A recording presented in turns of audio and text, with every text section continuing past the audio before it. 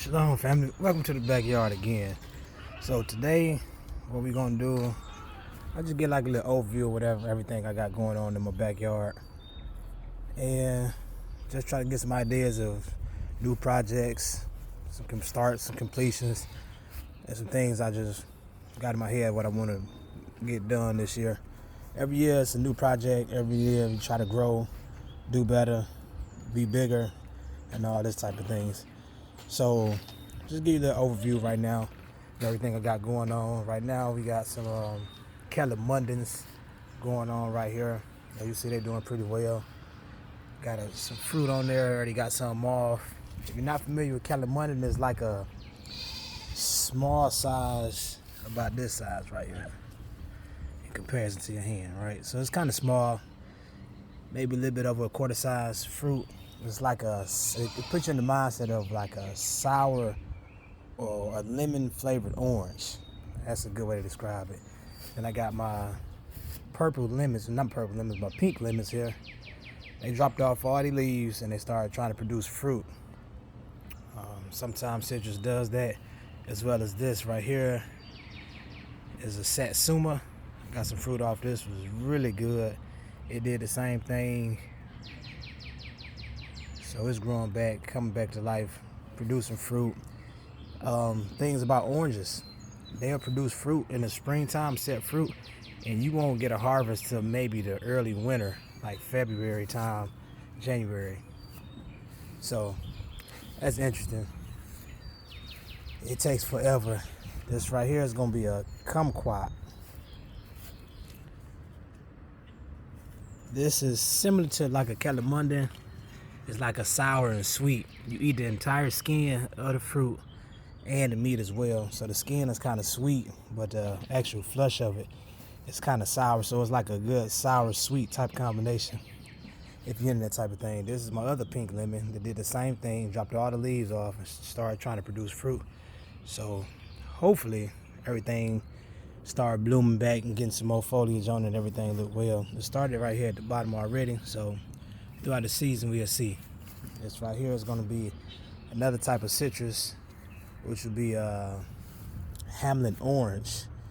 We got fruit off this 2 years, so this will be the third year.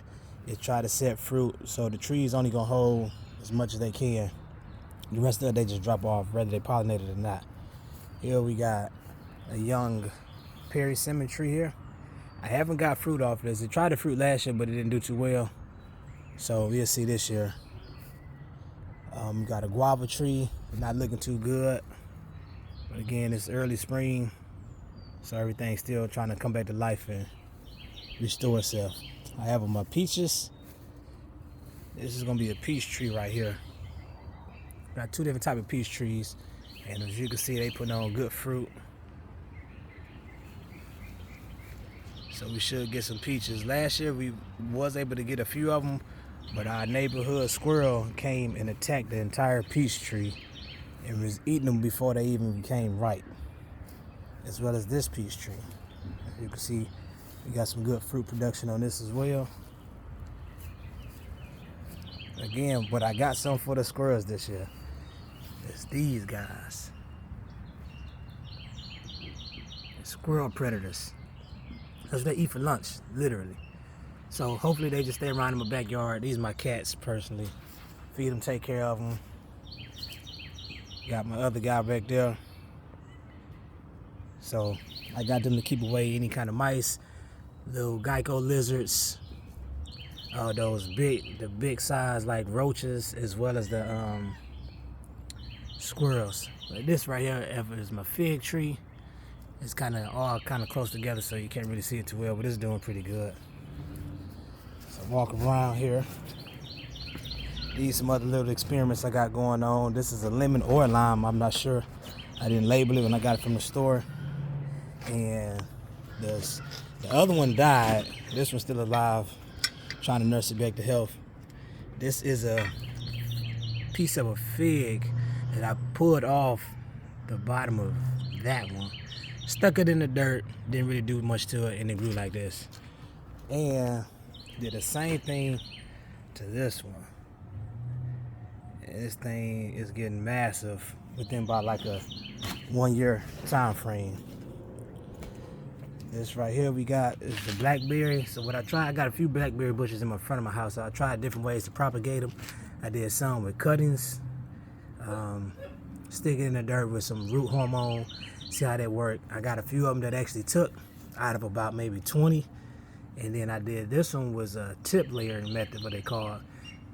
So once the blackberry stem gets long, 6-8 feet, depending on how long you let it run, you take the very tip of it and you stick it in the dirt or some soil, as I did here in the pot, and it'll grow roots. It'll self-root itself, and then it'll start producing blackberries. So this is really like a 3-year-old blackberry bush, but it was tip rooted.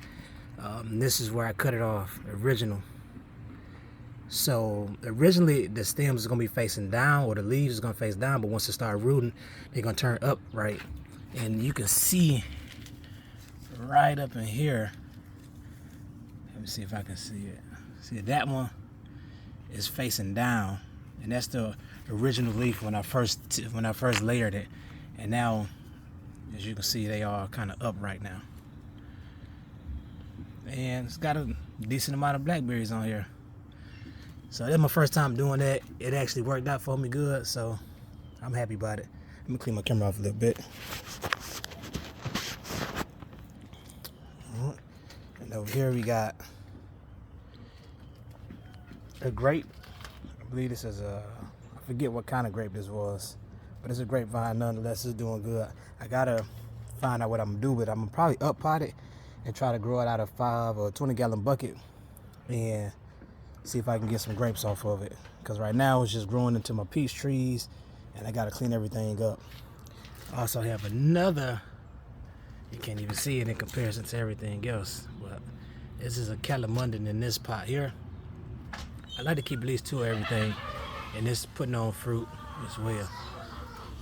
So those are my fruit trees right now. So other than that, of course, we got the goats, the noise makers, and I got my garden going on over here.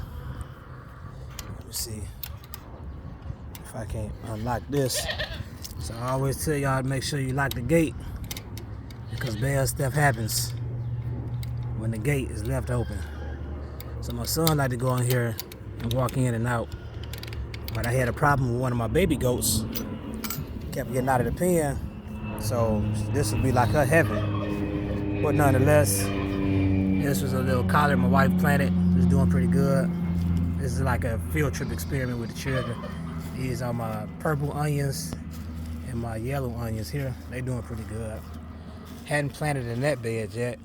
I tried to do it earlier. I tried to do some direct sowing. It didn't work out too well, so whenever I get the rest of my stuff, or sometime soon, I'm gonna direct sow again since it's a little bit later in the season.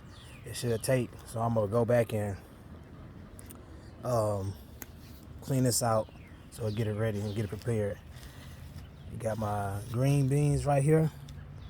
They doing pretty well. A lot of them I direct sowed, and then they didn't do too well, so I came back and had enough time since it was early in the season and did from a seed starting tray, and it worked out pretty good. And this is one of my grapevines that I did a video on of how to put it in the ground and trellis it up. I gotta finish this, and that's one of the projects for today, is to put it's like a 16-foot cow panel. I'm gonna connect it from there to that one, and then I'm gonna have them vine up and then tee off. So that's the project for today. Got a couple more beds with nothing really in them just yet, but it's about to get filled up. These are my black-eyed peas. They're doing pretty well. I had to do the same thing with these as far as starting from a seed. So some of them were a little bit bigger than the other ones. Some of them took when I direct sowed. You got my squash and zucchini over here doing pretty good. Look like I got some little bug problems already. So I'm gonna come, I got some organic kind of like pesticide type deal that kind of just help with, like, made from essential oils to help keep everything off. These are always getting eaten by the squash vine borers, and it's like 100% death rate every year. So it's been a battle since I've been doing this. I've been growing these for about 5 years, and it's always a problem. They always come and eat everything. They actually, what they do is, from this portion of it, the actual stalk of it, is some type of butterfly. Forget the name of it, but they lay their eggs right here, and as the eggs hatch, they burrow into the actual stem of the stalk or the plant and eat from the inside out. So by the time you realize something is wrong, your plant is already dead. And they do all of them at the same time. So I'm gonna try some other different type of methods to see if I can keep those growing. And this is my corn over here. My corn doing pretty good.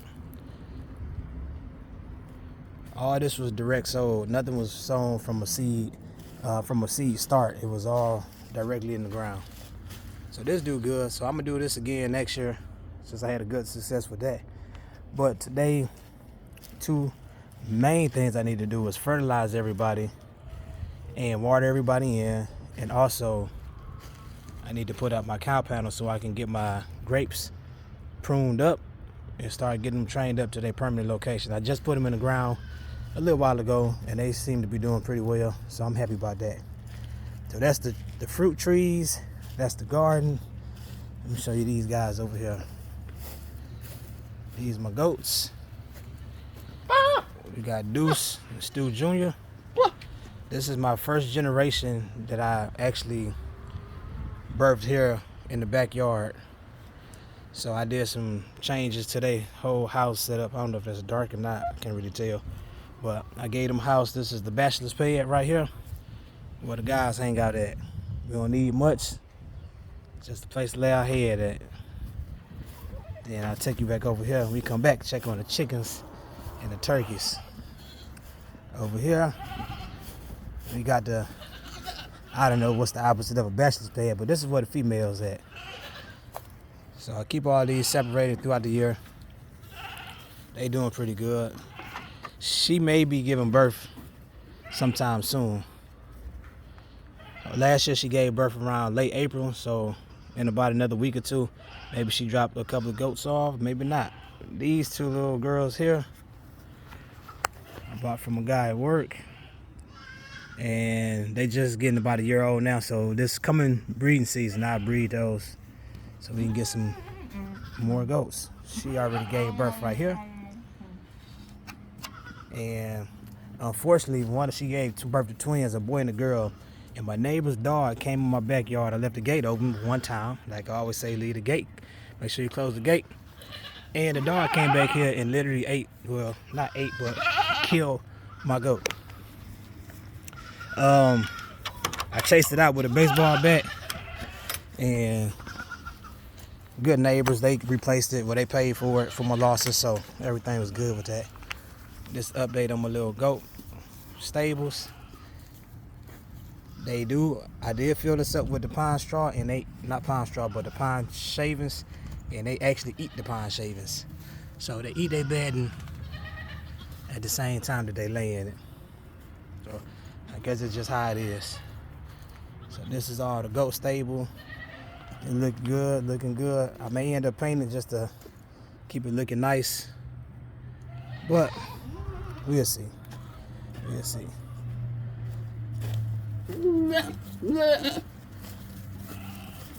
So the other thing we're gonna do, that's the project for today and for the day.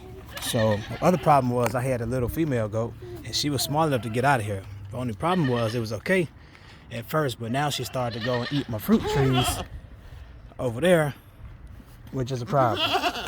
Nope, leave that alone. Gotta keep the gate closed, because if not, the goats will come out and eat all your stuff up. That's what they're supposed to do, eat. So that's what we're doing back here. Last thing we're gonna go is look at the chickens and the turkeys. So the chickens is looking pretty good. What y'all doing? They got some good eggs. I got turkeys over there. I got 2 females and 2 males. One of these males is gonna end up in the freezer. The other female, she is inside of this coop back here. If I can, well, you can see it. She's inside the coop in the corner, sitting on her eggs, trying to hatch them. What I am going to do is take that coop down. I'm going to divide it into two and have a brooder for chickens and brooder for turkeys. So inside here, I got one chicken, and she is brooding, but I don't think she's sitting on eggs because they lay the eggs over here. So my wife checked before and she was just sitting there. I don't eggs anything, but kind of strange. So that is total. As far as the projects we're gonna do this year, we're gonna tear down that chicken coop, make a brooder. We're gonna tear this greenhouse down. It was successful for the season for what it served its purpose for, to get me through. I'm gonna tear it down, make it smaller, and rebuild that. That pen is good. And also the last thing that I did was to make how I did their food. So I put their hay. I made this little, took a pallet, cut it in half, and attached it to the fence so I can just slide the hay right in there. And they can eat it, and it'll just stay localized without them stepping on it, peeing on it, and pooping on it. And this is a little tray. I'm gonna get some bricks to set this up on for the feed that I give them. And I gotta set their water back up on those as well, so I want to sit on the ground. So that is the backyard and what we do here, and everything we got going on for the season. So hopefully everything turned out pretty well. And we got some other little things here and there we gonna do, but for today, we gotta fertilize, water, and put up the cow panel for the grapes and go from there. And with that being said, make sure y'all close the gate on the way out. Peace.